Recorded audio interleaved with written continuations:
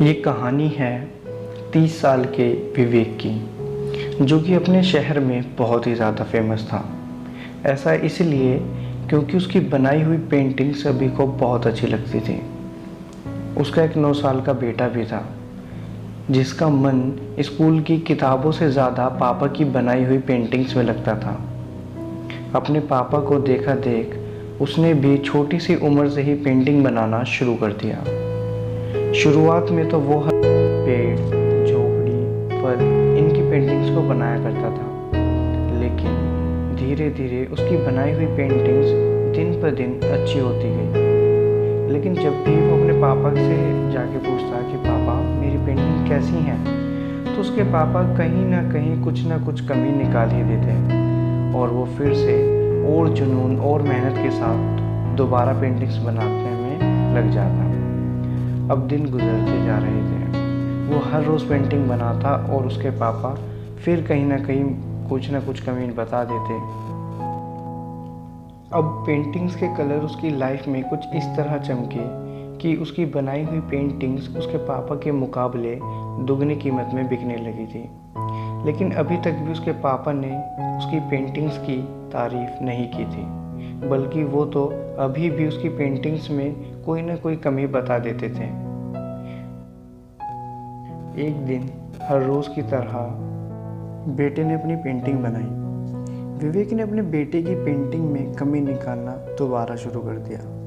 उसने बताया कि तुम्हारी जो पेंटिंग है उसमें यहाँ पे ये कमी है, दूसरी जगह तुम्हारी ये कमी है। लेकिन इस बार पता नहीं क्यों उसके बेटे के माइंड में कुछ और चल रहा था, क्योंकि उसकी जो पेंटिंग्स थी वो दुगने दाम में बिकने लगी थी। तो उसके अंदर एक एटीट्यूड आ गया था, उसके अंदर ईगो आ गई थी। और फिर उसने अचानक अपने पापा से बोला कि आप तो ऐसे बोल रहे हो जैसे आपको बहुत अच्छी पेंटिंग्स बनाना आता है, आप तो बहुत बड़े महारथी हो इन सब चीज़ों में। अगर आपको पेंटिंग्स इतनी अच्छी होती तो शायद आज मेरी पेंटिंग से ज़्यादा महंगी आपकी पेंटिंग्स बिकती। अपने बेटे से इस तरीके की बातें सुनने के बाद विवेक ने अगले दिन से अपने बेटे की बनाई हुई पेंटिंग्स में कमी निकालना बंद कर दिया। उसका बेटा उस समय बहुत खुश था। 1-2 हफ्ते तक तो उसकी खुशी का ठिकाना ही नहीं था। मानो उसे ऐसा लग रहा था जैसे उसकी बचपन की ख्वाहिश पूरी हो गई हो।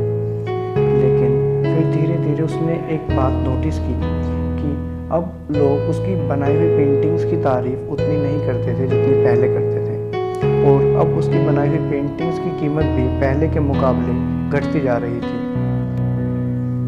ये सब बातों को देखते हुए वो अपने पापा के पास वापस गया। इन सब के पीछे की वजह पूछी, तब उसके पापा ने उसे जवाब दिया कि पहले जब मैं तुम्हारी बनाई हुई पेंटिंग्स में कमी निकालता था तो तुम अगले दिन और मेहनत और जुनून के साथ पेंटिंग्स बनाने में लग जाते थे, और तुम्हारी यही बात लोगों को प्रभावित करती थी और लोग तुम्हारी पेंटिंग्स को दोगुने तिगने कीमत में खरीदते थे। लेकिन अभी पिछले 2 हफ्तों से तुम अपने काम को लेकर सेटिस्फाइड हो चुके थे।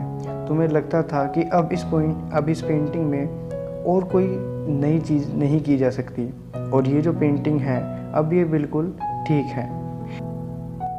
विवेक की इस तरीके की बातें सुनने के बाद उसके बेटे को अपनी गलती पर बहुत पछतावा हुआ और उसने अपने पापा से माफ़ी भी मांगी, और अगले दिन से उनका दिनचर्या वही पुराने की तरह शुरू हो गया। बेटा हर बार अच्छी से अच्छी पेंटिंग बनाने की कोशिश करता और उसके पापा को उस पेंटिंग में जो कमी लगती वो उसे वहीं पे बता दिया करते, और देखते ही देखते विवेक का बेटा बहुत प्रचलित हो गया। और अब जिस शहर में कभी विवेक बहुत ज़्यादा फेमस था, अब उसी शहर में लोग विवेक को विवेक के बेटे के नाम से जानने लगे थे। दोस्तों, इस कहानी से हमें 2 महत्वपूर्ण बातें सीखने को मिलती हैं। पहली तो ये कि हमारे पेरेंट्स हमारे लिए कभी बुरा नहीं सोचते, और शायद ऐसा हो सकता है कि हमारे पेरेंट्स के लिए हुए डिसीजंस हमारे लिए गलत हों, लेकिन उन डिसीजंस के पीछे उनकी इंटेंशन कभी गलत नहीं होती। वो हमेशा चाहते हैं कि हमारे बच्चे खुश रहें। और दूसरी बात जो हमें इस कहानी से सीखने को मिलती है कि हमें कभी अपने काम से सेटिस्फाइड नहीं होना चाहिए। हमें ट्राई करना चाहिए कि हम इस काम को और बेहतर कैसे बना सकते हैं। We should always try to be unstoppable throughout our life. हमें हमेशा ट्राई करते रहना चाहिए कि हम कभी रुके ना। मैंने एक बुक में अभी कुछ दिन पहले पढ़ा था कि अगर आप अपने अंदर कोई स्किल्स को डेवलप करना चाहते हो तो आपको सिर्फ उस स्किल को 4 घंटे देने हैं। यानी कि अगर आप चाहते हो कि मैं डांस सीखूं, या फिर अगर आप चाहते हो कि मैं कोई सिंगिंग सीखूं, या फिर अगर आप चाहते हो कि मैं कोई और स्किल्स अपने अंदर डेवलप करूं, तो आपको बस डेली उस स्किल्स को 4 आवर देने हैं, 4 घंटे देने हैं। एंड आप धीरे धीरे धीरे धीरे वो स्किल आपके अंदर डेवलप होना शुरू हो जाएगी। गाइज़, ये जो मैं आप लोगों से बोल रहा हूँ कि बी अनस्टॉपेबल, ये चीज़ ऐसे ही नहीं होगी कि मैंने बोला, आपने सुना और इसके बाद कोई और दूसरी वीडियो देखने के लिए बैठ गए और बस लाइफ जैसे अभी वीडियो से थोड़ी देर पहले चल रही थी वही लाइफ कंटिन्यू हो गई। एक्चुअली आपको अपने अंदर कोई ना कोई स्किल डेवलप करनी ही पड़ेगी। अब आप पूछ सकते हो कि भाई हम अभी क्या कर सकते हैं। सो अभी अपना फ़ोन इसी वक्त साइड में रखें, उसे लॉक करें और अपने लिए कोई टारगेट को सिलेक्ट करें। वो target person to person different हो सकता है। शायद किसी के लिए हो कि मुझे एसएससी का एग्ज़ाम क्लियर करना है, किसी के लिए हो कि मुझे इस बार अपनी फैमिली को कुछ अर्निंग देनी है अपनी, किसी के लिए हो कि मैं इस पर्टिकुलर काम के लिए काफ़ी सालों से मेहनत कर रहा हूँ और मुझे ये अचीव करना है। सो आप अपने लिए एक टारगेट सेट करो फर्स्ट ऑफ ऑल। उस टारगेट को सिलेक्ट करने के बाद जो मैं आपसे बोल रहा था कि अनस्टॉपेबल, उस टारगेट को लेके ना आप अनस्टॉपेबल हो जाओ। मतलब उस टारगेट के अलावा कोई और चीज़ आप लोगों को दिखाई ना दे। उस टारगेट के लिए आप एक DSLR कैमरा बन जाओ। जैसे DSLR कैमरे का क्या काम होता है, वो एक पर्टिकुलर एक चीज़ पे फोकस करता है और बाकी चीज़ों को ब्लर कर देता है। आपको भी सेम यही चीज़ करनी है कि अपने टारगेट पे फोकस करना है और DSLR कैमरे की तरह बाकी सब चीज़ों को ब्लर कर देना है।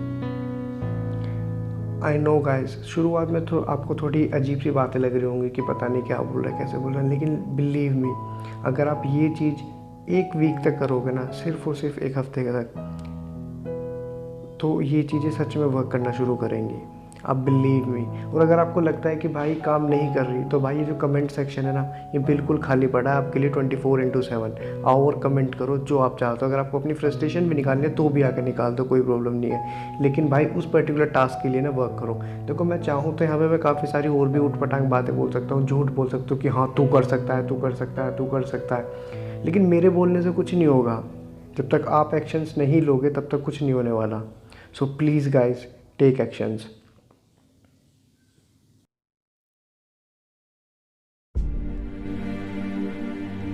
आशा करता हूँ कि आप लोगों को ज़रूर इस कहानी से कुछ न कुछ सीखने को मिला होगा।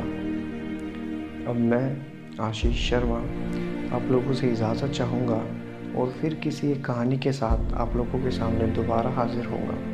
तब तक के लिए be unstoppable and right now right here comment that yes, I am unstoppable. Thank you guys.